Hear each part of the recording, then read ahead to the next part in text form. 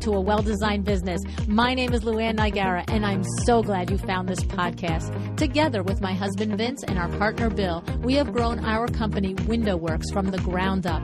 So I know and I understand the challenges you face in running your interior design business. I also know that your talent alone isn't enough to ensure your success. So on this podcast, we talk about strategies and practical steps to help you grow your business. But make no mistake about it, we have our share of fun here too, mixed in with those aha moments that I love so much. This isn't fluff. Nobody has time for that. Whether you are a new interior designer or a seasoned designer, I am here to help you create and to manage the kind of interior design firm that you dream of. It's straight talk and it's action. Are you ready? Let's get started. Hi, welcome to A Well-Designed Business. On the show today, Christine Lynn joins me. Christine sent me an email explaining how her brand new interior design firm was doing so well because she had learned so many great strategies and tactics from listening to the podcast. I do love getting these emails, every single one. And there are times when a designer simply emails to tell me this and to thank me that I also invite them on the show. Why? Because in some of these emails is included all of the detailed information describing exactly the things learned and, as importantly, the results of doing these things. Christine did just that, and I was so impressed, as I'm sure that you are going to be as well. Before I tell you a little bit more about Christine, a reminder that if you're listening in real time, next week on October 10th, 2019, I'll be in Connecticut at the Stamford Waterside Design District. This is a full-day free event. We're going to start at 10 a.m. with a presentation by yours truly, and then we're going to have some lunch, followed by a killer lineup of interior designers for a panel discussion, which I'll moderate, and then we'll end the day with some cocktails and a book signing. This outstanding day is co-sponsored by the Stamford Waterside Design District and Aspire Design and Home. Please join me and these fabulous brands on October 10th, 2019.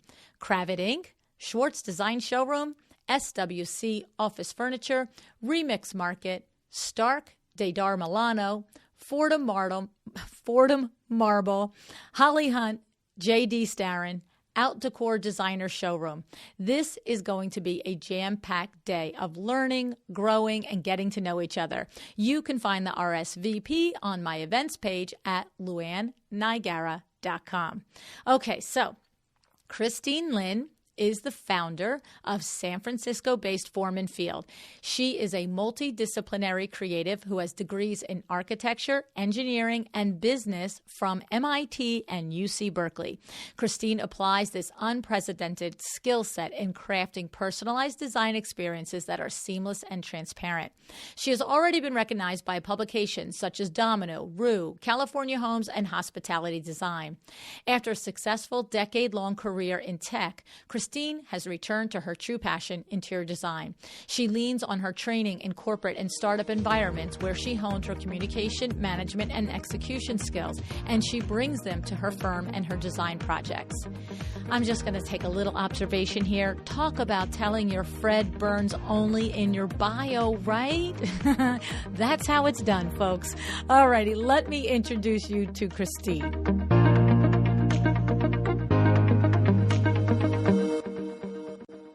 Hi, Christine. Thanks so much for joining me on A Well-Designed Business today. Hi, Luann. Thanks for having me. So, Christine, I'm so glad that we're doing this. I'm going to tell everybody again. We had done this one time last January in 2019, January 2019. And then what happened was when I went to edit the show, I found out that the recording only captured one side. It didn't capture both of our recordings. And so that is just my ongoing love affair with technology. Yep. I know. And so, but the thing is that I was very, you impressed me so much in that interview. And I said to you when we started talking today that I had 4 pages of notes from that conversation. And there was so much good information in there. And what's interesting to me is that when we connected again today, you said, Luann, 6 months ago feels like a lifetime ago. I've done even more in my business, learned even more lessons, and overcome more things that it's hard to believe it was just 6 months ago. So I've got 5 pages in front of me. I'm ready to go. Sounds good. Right? So here's the thing. You sent me an email in the fall of 2018, and you said that about 2 years ago, I officially created my business and started listening to a well-designed business while working part-time for another interior designer. And then about 16 months ago, I quit my part-time job to focus on form and field full-time. And at that point, in January of 2019, you had just spent 1 full year in business. And what you said to me was that I had been published multiple times and I'm on track to hit over $1 million in revenue. And I just have to tell you, that is remarkable. And so get us started. Tell us what was going on when you were working part-time for the other designer. What were the things that you were taking away from both the experience of working with that designer, Christine, and from listening to the podcast that you were in the moment thinking were valuable, and then hindsight, when you were out on your own, you were like, yes, that was a good thing that I took away? Yeah, so I guess for a well-designed business, listening to that podcast, I was determined to, not hire anyone until my business was in a good state to hire someone. And what I mean by that is, I'm not going to bring someone on if it's a mess and I don't have systems and I don't have process. And so, from listening to a well-designed business, I really took a lot of time building out my process and making sure I had docs. It was just me working on my projects, but I wanted to make sure everything was documented, and so that when the time came to hire someone, I would be able to just onboard them much quickly, and I would know, how to train them. I love that. You know what? I just want to cut you off there because you know what that is? What we say all the time on the show is running your business as if it's already a big business, right? Yep. Exactly. Yes. Yeah, go ahead. Yeah. And, it's like even, I had a employee handbook before I even hired anyone.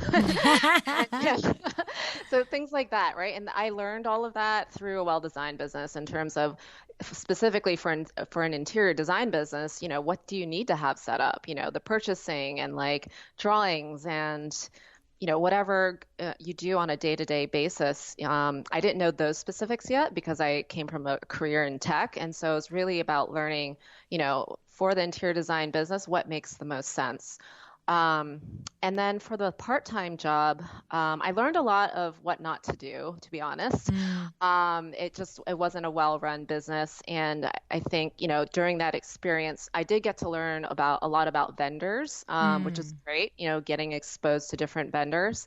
But at the same time, I had come into that role as a kind of a senior project manager, because I was very good with the project management. And working there, it was just, I knew I could do it better on my own and that I would go farther and faster on my own. And so that's kind of why I decided to focus on my own business rather than continuing to work there. Okay. So I love that you are able to see, clearly there were benefits to working there, learning about vendors and certain things and processes, I'm sure, but there is much to be said about what not to do too, right? And probably I got to imagine that the firm, if the systems weren't well established, that there was probably a lot of anxiety on the part of the principal because no one likes to be in that environment, let alone the business owner. Exactly. Yeah. It was just this constant anxiety, like putting out fires all the time. And, all this stuff could be prevented if there was enough planning. Right. And so that's kind of what I determined, like my business, you're not going to be putting out fires all the time. We're going to have regular hours. Things are going to be running smoothly. There will be mistakes, of course, but, there's never going to be people running around like crazy.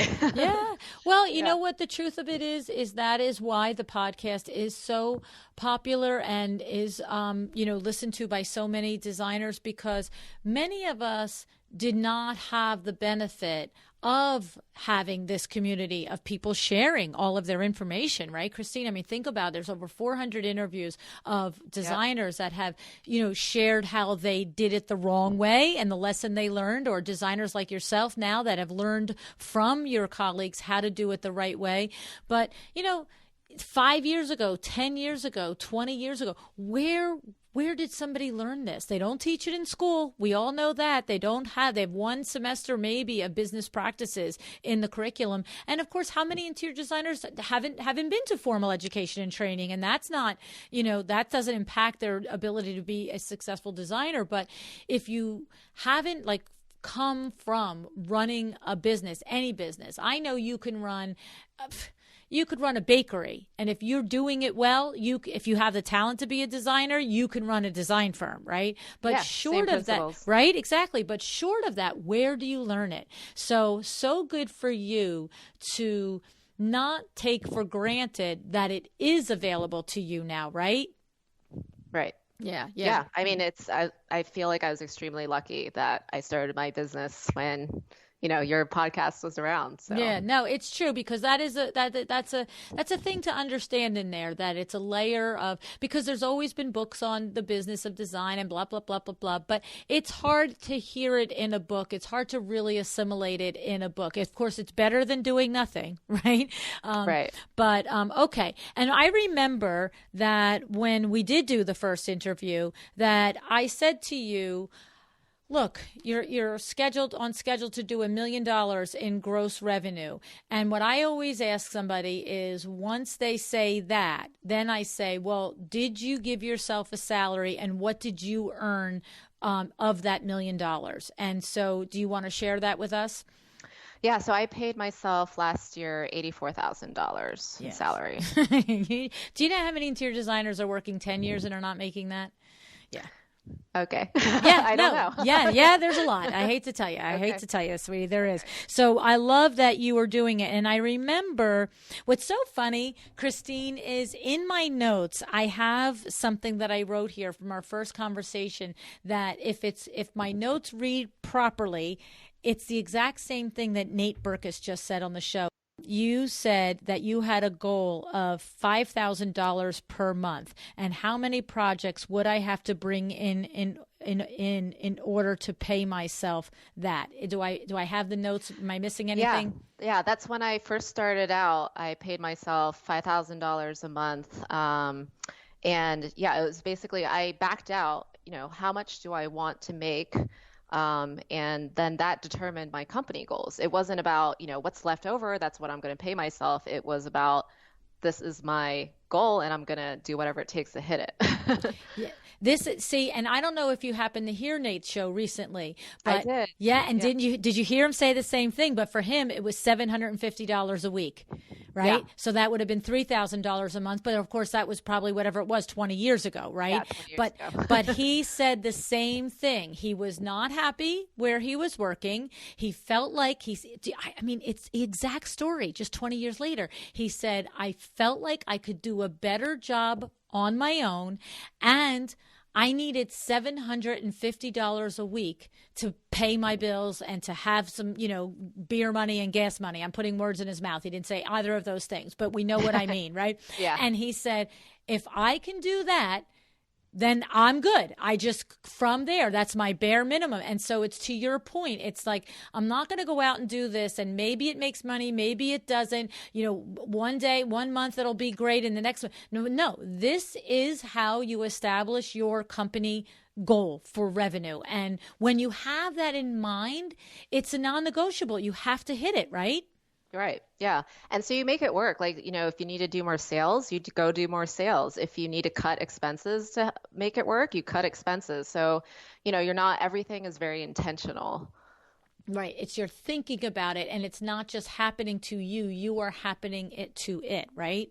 Exactly. Yeah. Now, take us back, because I remember that you did some very key things when you did go out on your own in starting your business and in helping yourself to get some clients. What were some of those things that you remember? Yeah. So I told everyone I knew that I was starting an interior design business. And so I was happy to work with friends. I still work with friends. And they were a lot of my first jobs. Like I would say even now, it's ranged from 100% to like 80% of my projects. Um, and it just made sense because at that time, and still now, a lot of my friends were buying their first homes, or upgrading their places. And so, I was going to take advantage of that.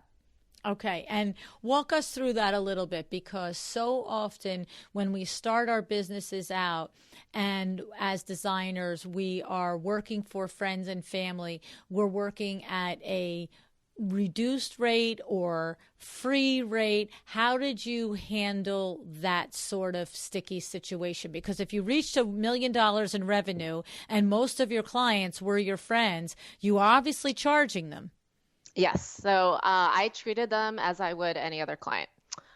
So no, maybe it's like I give them a slightly better rate, but it was nothing, is like, no, I need to make my business work and there's no way I'm going to do this for free. And so I treat every friend as a formal client, and we use the same rules with how we deal with them and interact with them, the communication, the process, everything is the same. So there's no, favors or things like that. And that's how it works, right? Then you set these boundaries and they know, that this is a professional relationship, even if we're friends and maybe it's a bit more fun with friends, it's still a professional relationship and there's a contract in place. So from the very beginning, I also had a contract in place with my clients. That's terrific. That's amazing. Let me ask you something. Did you have any friends that were like, Christine, what are you kidding me? You want me to sign a contract? You want me to fill out a questionnaire? We've known each other since we were in college together. Why are you doing this?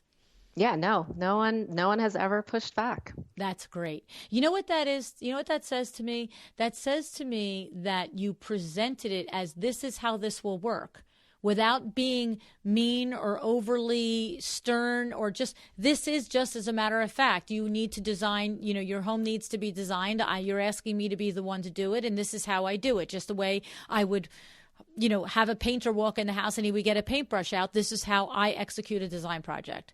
Yeah, absolutely. And, even it's not even just one-sided as a contract, right? Like my friends want to sign a contract because it protects them too, right? Mm-hmm. It's always both ways. Mm-hmm.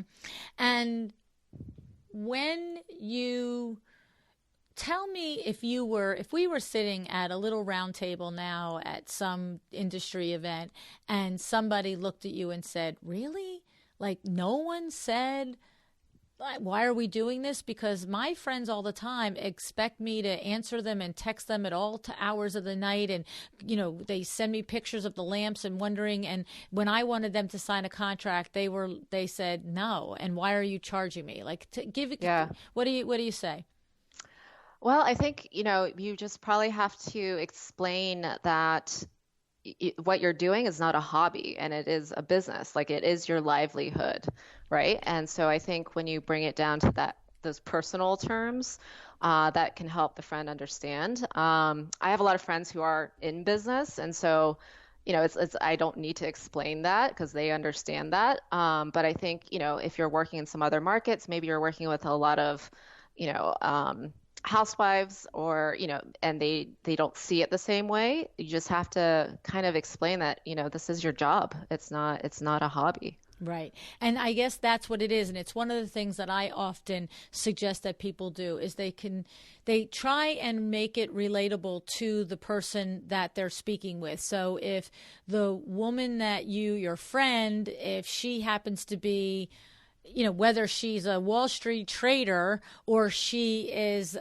owns a boutique salon or clothing store is even better because you could just look and say, I want to shop at your clothing store, but when I come in, you don't give it to me, right? Right. You don't give it to me. I have to try it on. I have to like it, and I have to give you green dollar bills for it. Yeah, exactly. Right. And that's a way of describing it because you are giving your intellectual property, but it is as valuable and it is as much yours to charge for as a pair of shoes or a clothing item that you might buy from a friend's boutique store. Absolutely. Definitely. Okay. So really, the answer is you just have to do it. And nobody likes that answer. I'm going to tell you what, nobody likes that answer, but they don't. They want this secret weapon. They want this secret way of, oh, there's a secret handshake and all my friends will pay me what I'm worth. There isn't. It starts with you. It starts with you, Exactly. right? It starts with how do you handle it, right? Yeah.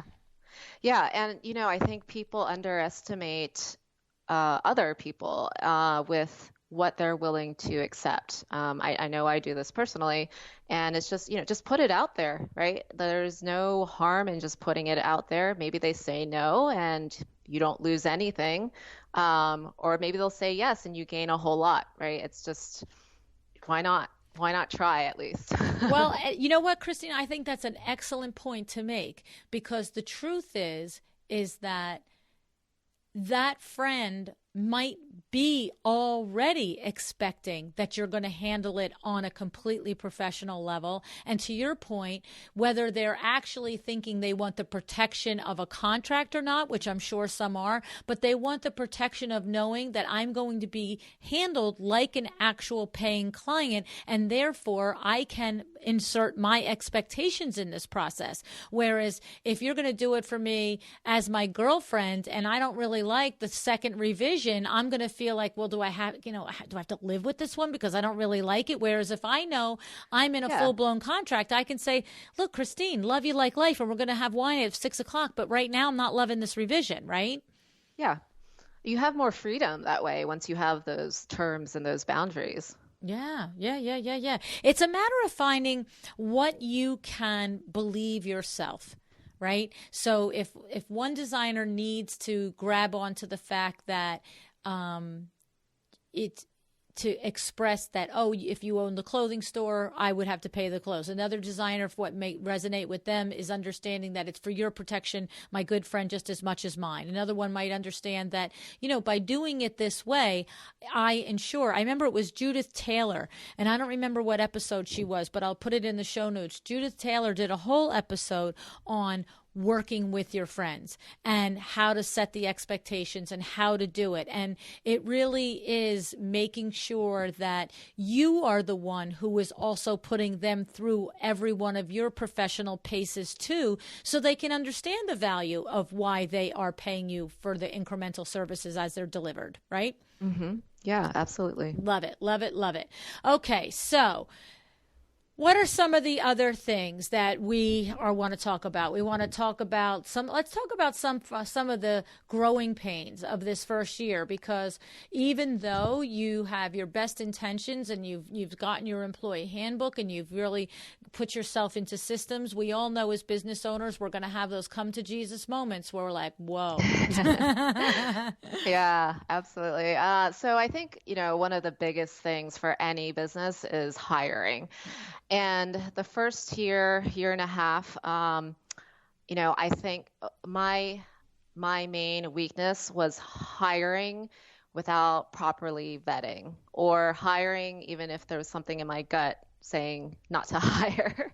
Right. And, and it's no fault of the hires. It's completely my responsibility to make sure I'm hiring the right people.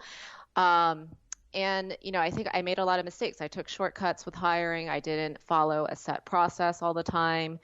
Or even when I did even when I did follow process, maybe I ignored my gut.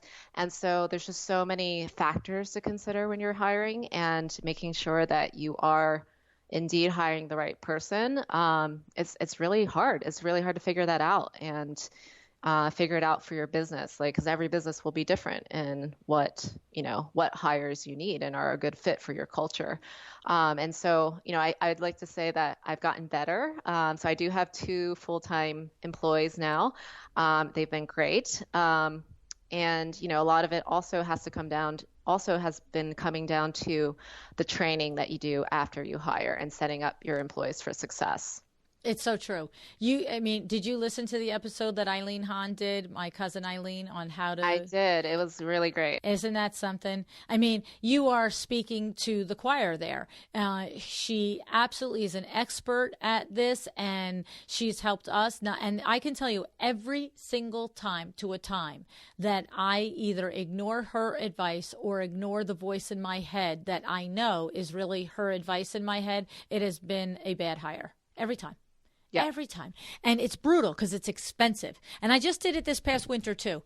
I was all thrilled, tickled pink with myself. I thought we had a good hire. Great lady. Okay. This is no reflection on the person. It's the reflection on the fit in my company and the role that I hired her for in my company. And the thing is, there was a point, and I mentioned on the podcast, when we followed her system and boom, we've got a great hire. But the simple fact is that it didn't end up working out. And I did like the first 3 steps and didn't do the 3rd and 4th and 5th step. And I remember I literally said to her, I'm done.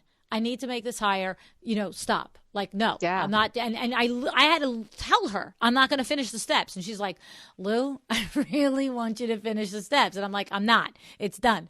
And yeah, it cost us, thousands of dollars. I mean, probably $25,000 by the time I was like, okay, writing on the wall, uncle, wrong hire, Luann. You know what I mean?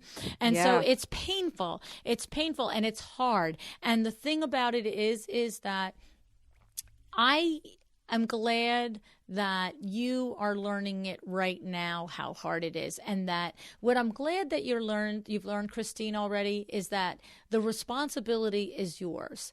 You see, I didn't come to that so quickly. In my very early years in business, it was more like, well, that person was this and that person was that and that person that. And I didn't have enough information and wherewithal to understand that there was a way for me to be sure beyond a half-hour interview that I was hiring the right person. And without that knowledge, we made our mistakes. But for you, you've already, in only a year and a half in business, understood that the responsibility lies with you as the principal to know this information and to avail yourself of it and to make a good hire.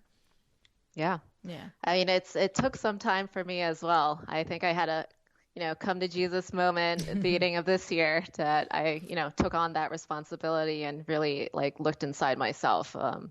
And changed what I was doing. Yeah. Well, and the thing about what's enlightening is when you work with anybody that's an expert at it, like Eileen is, you find that there are a lot of things that you thought were unknowable that can be known and can be eliminated as problems. You see, I used to look at hiring as a very intuitive process. And because I am the most intuitive of the 3 partners, and of course I'm the one who was willing to ask the most questions, let's be serious, that I thought that was the only skills that I could rely on to make a good hire. And that was the aha moment for me. That it can be much more systemized, it can be much more intentionally done, and a lot more information can be gathered in ways that I was not considering in order that you actually can, with a great deal of confidence, make the right hire. It's very time consuming. It's a 2, 3, 4 month process to get to that right person. But when you do it well, it works out.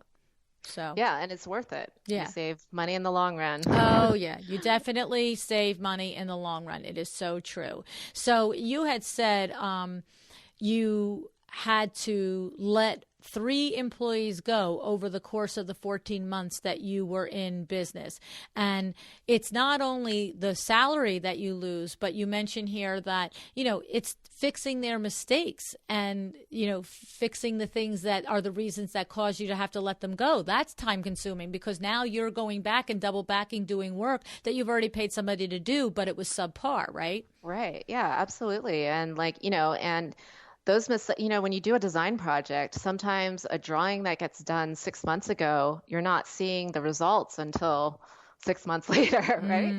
And so, even if an employee's gone, you still have to deal with any mistakes that were made in the past. And, for me, I did actually spend about a month cleaning up, stuff that we had in our purchasing system that wasn't matching up. I had to go through with my bookkeeper and just clean up all of our books. Wow. You're the second designer today that said that to me. Yeah, it was painful and never again. So it's not just employees, but also with bookkeeping services, like you have to stay on top of it. That was one of the biggest mistakes I ever made, was thinking that, once I outsource this bookkeeping, I don't have to think about it. It's out of my mind. I can focus on other things, right? That's Nope. how it works, right? No, ma'am. And that was one of the biggest mistakes I ever made. And, my books for 7 months last year were a mess. And so we literally, my new bookkeeper and I, we spent 3 months cleaning up all the work that had been done. And so finally we're in a great state, but now I have biweekly meetings with my bookkeeper. I check all the expenses on all the income, making sure that everything's being categorized correctly. I know my numbers inside and out, and, I know exactly where I stand in terms of profit and loss. And that's something I'm never letting go of, because it's the most important part of keeping a business alive. Absolutely. You are such a smart lady. I swear to goodness. Hashtag smart lady on you. Okay. And you're a baby designer, a hashtag baby designer who gets a hashtag smart lady. But the thing about it is that I want to ask you about some of the mistakes. Okay. I want to pick that apart a little bit, but I want to say is you said something very, very, very important there, that it doesn't matter if we like it, we're good at it, it makes our eyes want to bleed by looking at the numbers and looking at the statements and looking at the P&L statements. You cannot turn it over carte blanche to someone else. I mean, I turn it over carte blanche to the VIN man. Let's be serious. I don't turn it over. It's his. He does it. Yeah. But he is my husband. He is my partner. He is not going to steal from us, right? Yeah. But exactly. beyond that, I wouldn't even turn it over to a sibling. I wouldn't turn it over to,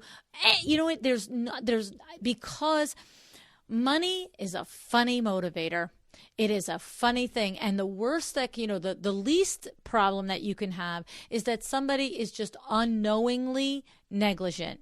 The worst that you can have happen is that somebody is knowingly stealing from you. Yeah.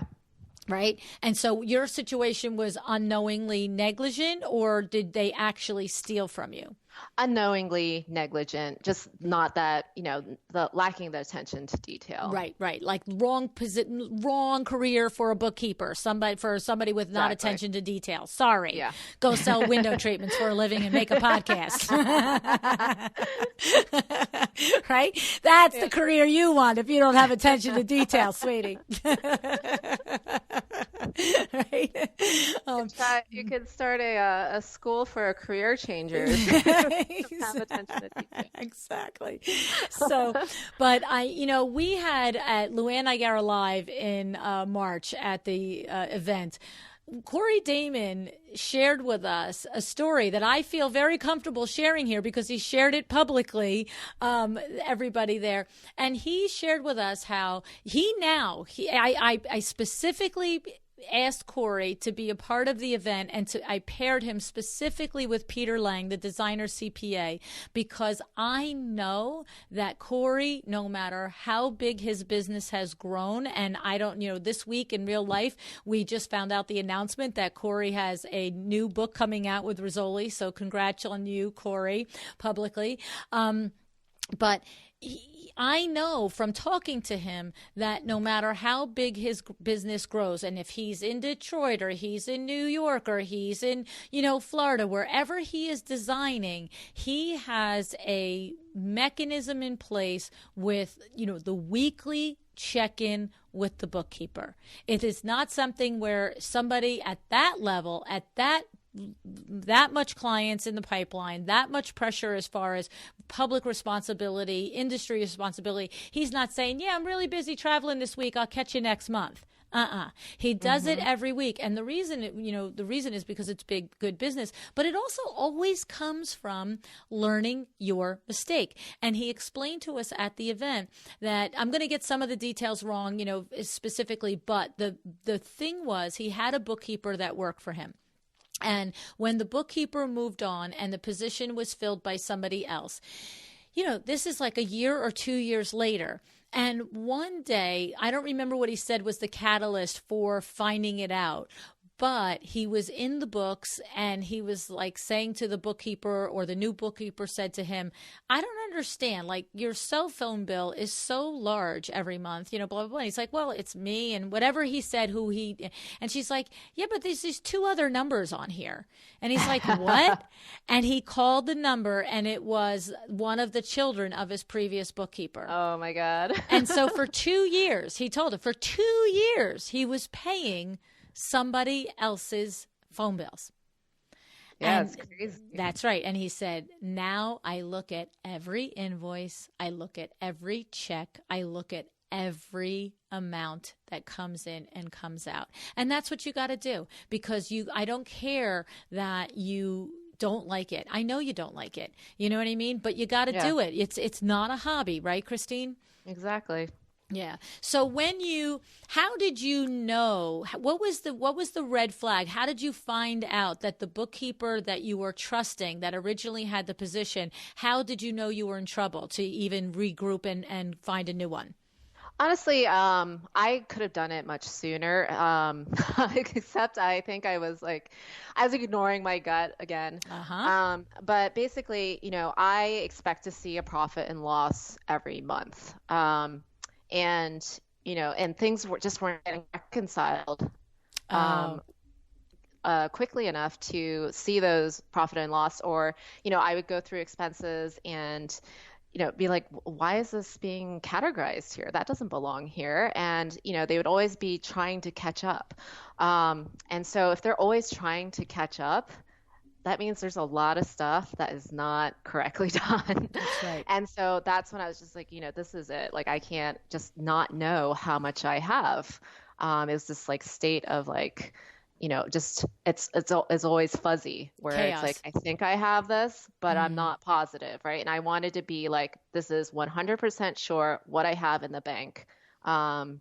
And so that was the point where I was just like, this is not working out, and I need to find someone new. Okay, good for you, because so unlike a lot of us, we never know what we don't know, because we don't have this drive to necessarily understand our P&L, and then to really understand that the number that's in the bank account isn't necessarily the number that we could spend against, right? Because we might be sitting there with $50,000 deposit from somebody that 40,000 of it is going to go to cost of goods. So we don't have 50,000, we have 10. Right? Yeah, and it's like, how do you make investments in your business if you don't know how much you actually have, right? Because I was trying to make marketing decisions, and I couldn't do that, with full knowledge. And so that, I probably spent a little bit more in marketing last year than I actually really wanted to. Right, right. Because you were, right. You thought that there was money that wasn't there, that, expected it to be there. So the thing is that you were ahead of a lot of us in coming to and wanting to know the information each month, whereas others of us might just show up every year at tax time. But when you were showing up each month, your bookkeeper was not showing up each month in the same page in real time as you were at. And that is a huge red flag. I mean, you don't do bookkeeping 6 weeks later. You do it in real time. Exactly. Yeah. Yes. Okay. So very good. And of course, you did say, you ignored your gut a little longer than you should have. And so that is also a very typical thing. All of us do it. I don't care how seasoned we are. It is not an easy thing to fire an employee. It is not an easy thing to come to terms with. This person is not rehabilitatable. That's not a word. How do you say the word? We can't rehab them. That's always been mine and Eileen's conversation all through the years, when I would call her up and I'd say, I'm pulling my hair out. And we always start with, okay, are we wanting to rehab this employee, or are we wanting to exit this employee? Because that's two different paths that we take in that process of, documenting, and that process of having conversations, and that process of, just not dropping the hatchet, but giving some latitude there. So Yeah. So, I mean, but it is hard. It's hard to, we know it. And I love that you said that you knew it in your gut. And I also love that, it didn't take you 2 years. You didn't go 2 years doing this. You went a couple of more months and then you said, okay, enough. Yeah. Awesome. Awesome. Okay. I have on my list here another lesson that you had was that you got fired from a landscaping outdoor project that you said you probably shouldn't have taken in the first place. Tell us about that learning lesson, Christine. Yeah, so this was a real estate contact that I had. And she had hired me to do her backyard that she had recently purchased a home and wanted to do some work on the backyard. And so she asked me if I did backyard work. And so I was like, I can. If you want me to. Say yes and figure it out later. Exactly, which is my typical MO because I do believe that anyone can learn to do anything. And I had done like a pretty nice backyard for my own project. And so, I did caveat that I did not have a lot of experience, but I would try. And as long as she like came into it with eyes wide open, I was okay with that. But what I learned was that because it was something I did not have expertise in or even had an interest in becoming an expert in, I probably did not run the project as quickly as I could have. I did the design, but then with, finding contractors, I didn't know any landscape contractors. It was a smaller project. And so, I wasn't that motivated. And so when you're not motivated, you're not going to be on your A game. And so, so they ended up, they loved my design, but because the project management was not going as liked, they did let me go in terms of the execution, before the execution happened. And so, that was the first and only time I'd been fired. And, I was bit shocked at first because it did seem to come out of nowhere. But at the same time, I was like, yeah, I probably could have been more proactive, like you're right. Like, I could have found more contractors on my own, spent more time, like getting bids, things like that. And that was just a lesson to me, like, don't do something that you're not excited about because you're not going to get a good result from it. Right. It's a great lesson. There's two lessons in there that I love that you share. The one is to really listen to yourself. And if it's not something you really love, you're probably not going to do a great job. But the second is to really be able to look in the mirror and not just be like, why did you fire me? That's ridiculous. Well, so it took 2 weeks to get a contractor who said it was going to take shorter. It's like you're able to just literally look at yourself in the mirror and say, I didn't do such a great job. I would have fired me too. Yeah. Right? Yeah, there's always something that you could be doing better, right? Like even if it would have been fine with someone else, right? It's just you have to adapt to that person, the client's needs, and there's always something. You always play a role, right? No matter what it is, even if it's not really your fault, you always play a role. That's right. That's right. There's always something that you can trail it all the way back to that. No matter how small it is, there's something you could have done differently that would have set a different course in motion. Exactly. Yeah, definitely. And so the thing in that regard, what you could have done differently is once you got to the completion of the design and you spent a week or two with a half-hearted attempt to find the contractors and realize that, you're not really going to do this. At that moment, you could have come back to the realtor and said, I know that you're happy with the design. I love it. You love it. This is now moving into an area where I thought I could take on, but I don't feel that I'm going to be the best one to do it. Why don't you please take the design, which you purchased from me, and now hire somebody that is a GC for outdoor work to do it, right? I mean, exactly. That would have been clean cut, right? Yeah. Yeah. You don't have to not take it. You didn't know, in other words, when you took the job, you didn't know that you weren't going to be passionate about it. You didn't know that you weren't going to be good about it. So we don't have a crystal ball to go all the way back to that point. Right. But we have the crystal ball to see where it broke down, right? Exactly, yeah. And what like could have once done. Something starts breaking down, it's like, okay, you can address it. You don't necessarily have to like follow it all the way through to the end. You can it might be better to, exactly. cut it short. So. Well, that's exactly right. And that's what I'm saying. That's my point. It's like when you start to feel yourself like dropping the ball and not sort of caring that you're dropping the ball. It's like, whatever. I'm supposed to do that today. I'll do it tomorrow. We get it. We've all been there, right?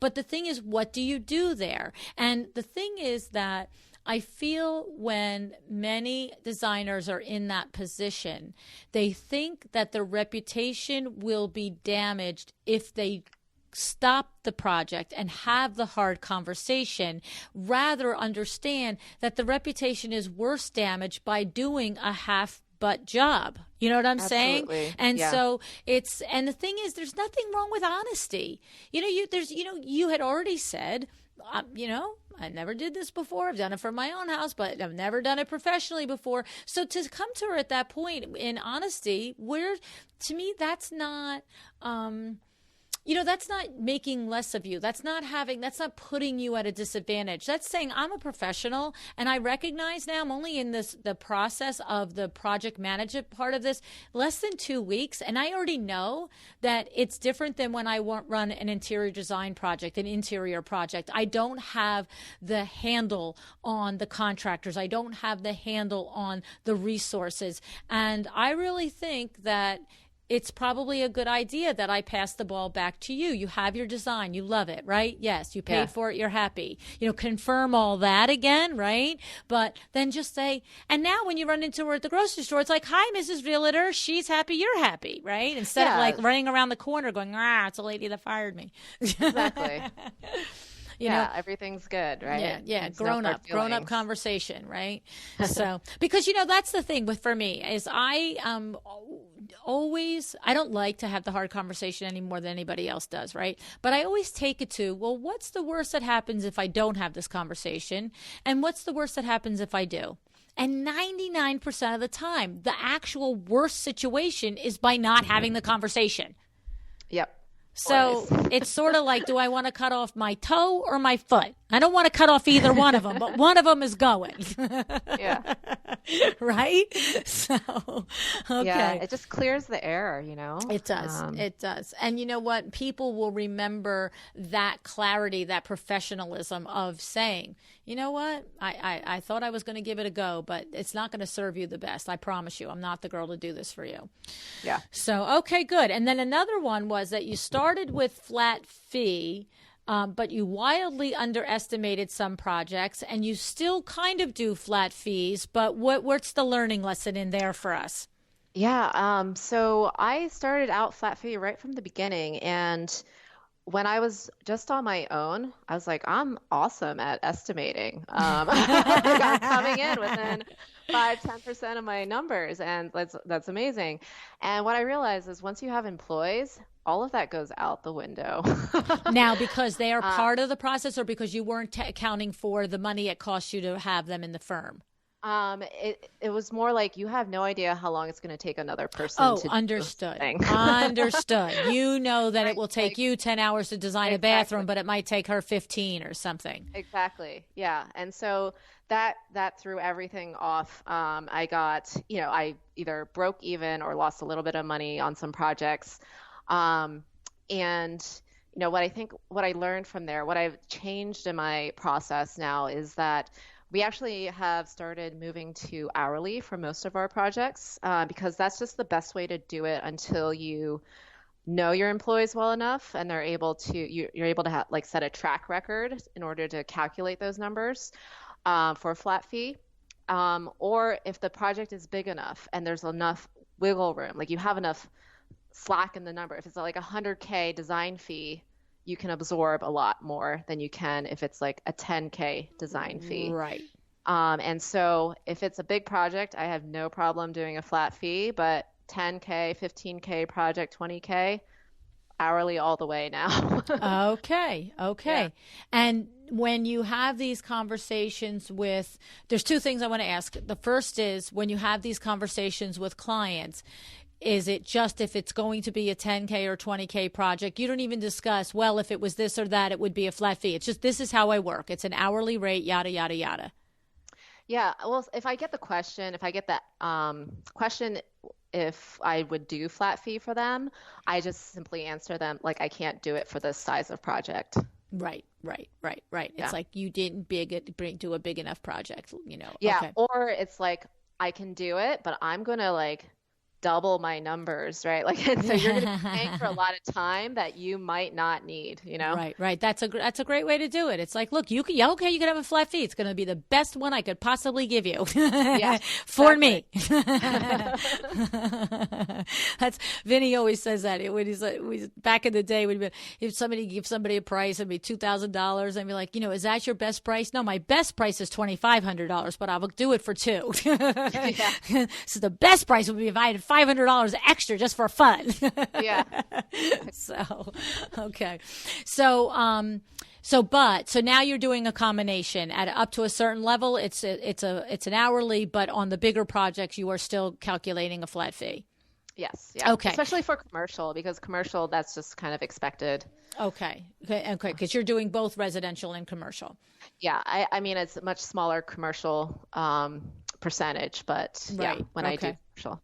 Okay. And then talk to me about this process. It sounds like to me that whether you ultimately stay with an hourly for the smaller projects or not, notwithstanding, okay, that might be forever, but it sounds like either way, you are intentionally having your employees track their hours, and then not only are they tracking their hours so in real time you can be billing on those smaller hourly projects, but because you're going to take that information and start to grab the data from it and start to really, is this a point when I can switch to flat fee, and what is the data showing me that it generally takes us to do this, how many hours, yada yada. Yeah, absolutely. Like we record every single hour. Like from when I started, because there's no way to evaluate, your profitability on a project, or even evaluate where you can improve in terms of productivity, without having that data. And so, and I look at the numbers, the hours on a monthly basis as well. And, I do definitely flag if I think something took too long, I'll actually, highlight it and ask the employee, like what happened here? Why did this take this amount of time? And what kinds of things have you learned in that? Like there's sometimes they're just like, meh. Yeah, well, one thing. Well, so I did actually last year, I did have an employee who did not work 8 hours a day. And so I found that out by checking the hours. And, that was the expectation, the agreement, because it was a full-time employee. And then I guess more recently, I guess if that happens, it's like, oh, this amount, I included training in this number that I put in. I had to look at these videos. I had to learn how to do this. And then it's a conversation where it's like, oh, okay, let's put those hours onto the business because I can't, that's not going to be billable to the client. Any educational training stuff that goes to the business always. Okay. So I understand. So it was a case of an employee making a mistake. You're looking at the metric for billable hours for doing a design related project, a billable part of the process, and they were including training. So it looked like it took 6 hours to do something that really took 4. Yeah. And maybe, if something is actually taking more time than I think expected, it's like, okay, how can we speed this up? Right. I'll actually sit down and see, what can we be doing differently to help you? Like, are there any tricks that you haven't learned yet that would actually like make this time half the time that it takes to do this task? So it's just providing help in whatever way I can to make people more efficient with their time. Exactly. And so it sounds like you do have them track every hour that they do, and they just are allotting it to, the business or billable. Like you actually are having them turn in. You have them turn in. And do you collect that every day? And is it done like on a piece of paper? Are you doing it through a software? How are you doing that, Christine? Yeah, so we use Ivy. And so they put everything into Ivy, and I just request every month at the end of the month, your hours got to be in. Okay. But you are looking at it daily, weekly, or monthly? What are you looking at it? I look at it monthly. Okay. And how is that working for you? Because I would feel like I would forget 3, 4 weeks later if I would almost feel like I would want to.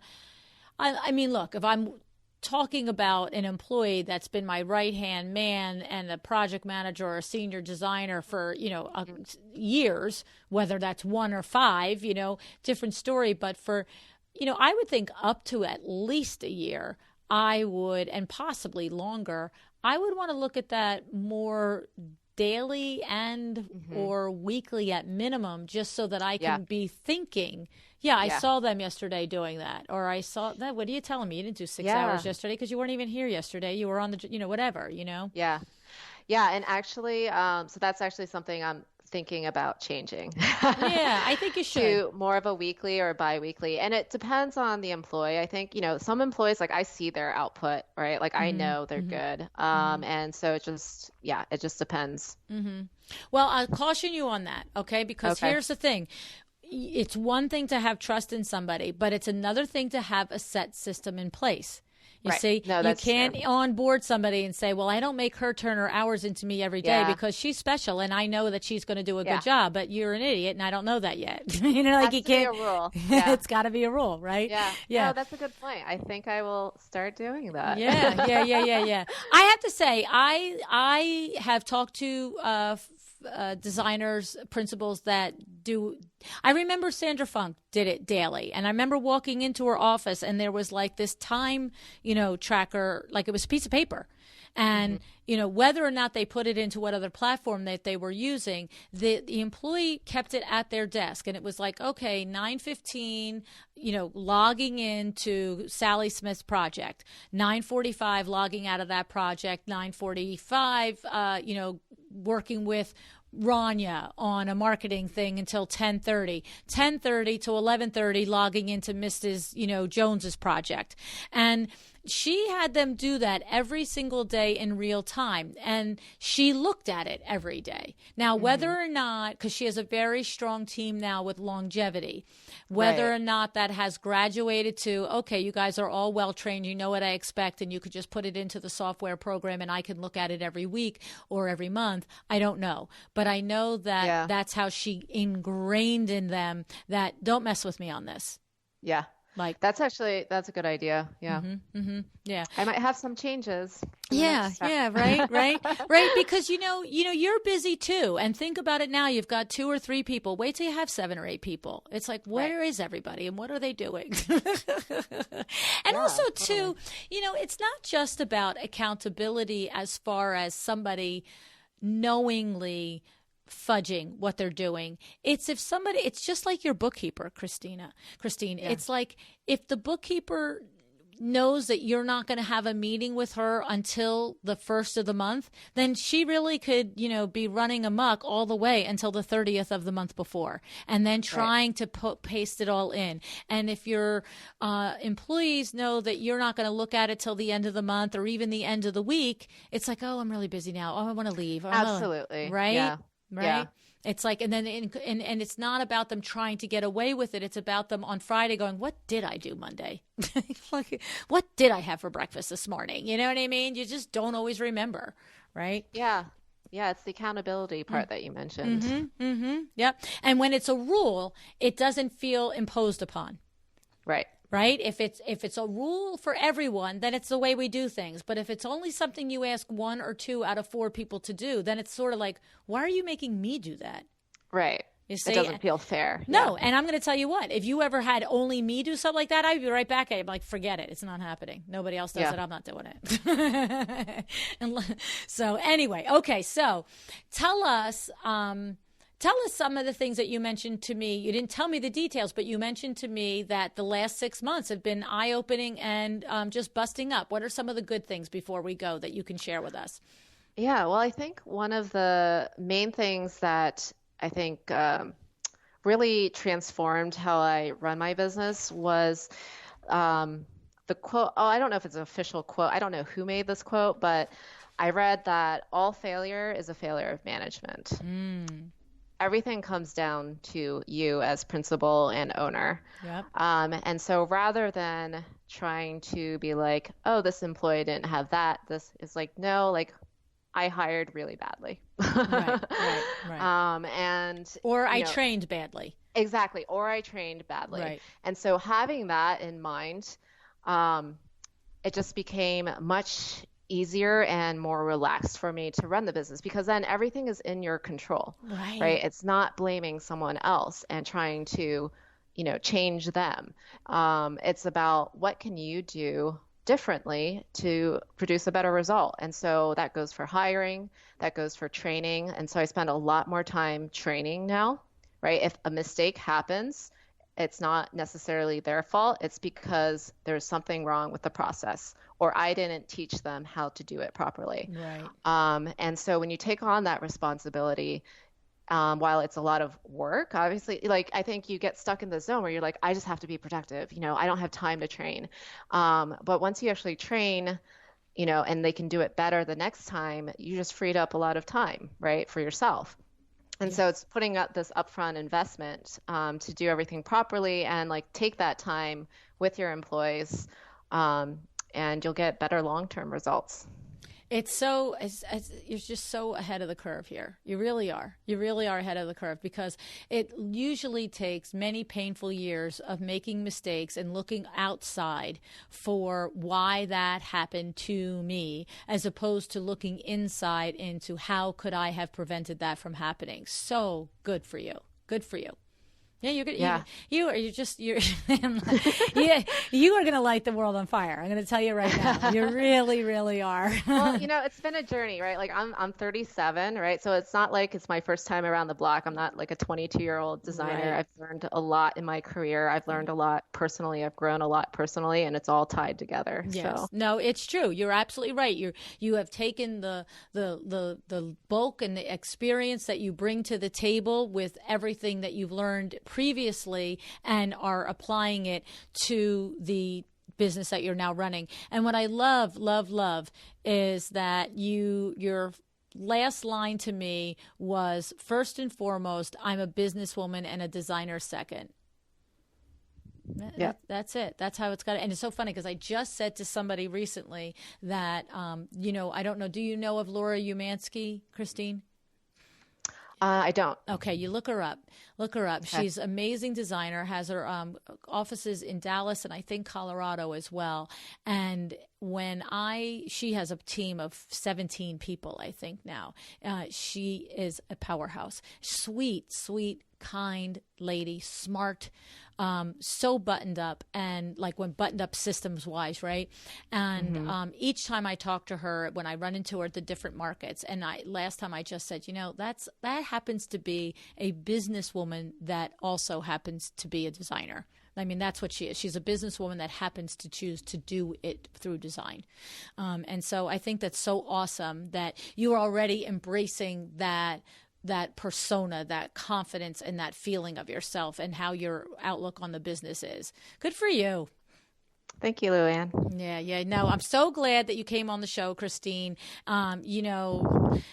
It's in the introduction, but like you're an MIT grad, like, you got a lot going on for you that are just things that kind of stack the deck in your favor, but you can hear, even for the experience that you bring to this business and for as smart as you are and all of those things, it still is a learning curve. You still have to, go through, scrape your knee and get up and evaluate, right?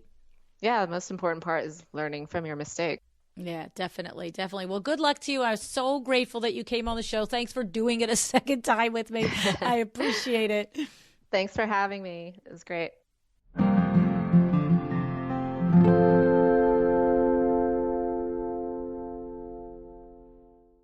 What's the big lesson here? To be sure, there are several takeaways from Christine's experience, from tracking your own hours, the hours of your staff, to hiring smart and training well, to committing to knowing your finances, to the big one. Start with your goal in mind, your financial goal. When you do this, it drives you in an entirely different way. All right. Now, if you want to go through a very eye-opening exercise, go back and listen to episode number 60 with Krista Cooper. Krista walks you through just how to start with how much money you want to earn and then reverse track it all the way back to how many hours you need to work each week to meet this goal that you have for yourself. All right. So if you've missed that one way back from the beginning, I really encourage you to do that. That's a pen and paper one though, probably. So not so much while you're driving. Episode number 60. And of course, I also mentioned during the show, Nate Berkus's episode number 433. He too opened his firm with a plan to make a specific minimum dollar amount each week. All right. It's a lesson worth listening to. Take time to set your revenue goals and make a plan to make them happen. Okay. Now, if you're looking for more information on the hiring process, I have 2 episodes for you. Go back to episode number 363 with Eileen Hahn. All right. She teaches you how to find exceptional people to work in your firm. And then we also have episode number 68 with Chad James, and he went all the way through his entire hiring process, how every person in his firm starts as an intern and must work their way all the way up. Okay? Alrighty. Now, a big thank you to Article.com for sponsoring the show. I understand from my friends at Article that so many of you have opened your trade accounts already. So my next logical question is, have you ordered anything from them yet? Have you experienced working with their team, the quality of their furniture, and the efficiency of their delivery process? Do you have any fall projects coming up? Do you have any clients that need spaces completed for Thanksgiving? Well, with Article, you can still make that deadline. Go to welldesigned.article.com today. That's welldesigned.article.com. All righty, guys. Thank you so much for joining me again today. Looking forward to seeing you in Boston this week, in Connecticut next week. I've got IDS in Portland come up, NKBA in Maine coming up. Lots of places to connect and get to know each other. As I said earlier, you can find all of that at luannniagara.com and go to the events page, okay? Otherwise, you can also be on my email list. And here's the thing. If you go to luannniagara.com/goodies, you get a double bonus. You get to be on the email list so that you know every place and all the things that are going on, but you also have access to all the various PDFs that we place there that are used with as a companion to some of the shows. Okay? So, all righty, what are you going to do today? How are you going to make your world better? How are you going to make your firm better? I think you should, if you have never done it before, I think you should seriously sit down and consider your goal for 2020 from the standpoint of what do you personally want to take home? What do you personally want to bring into your family?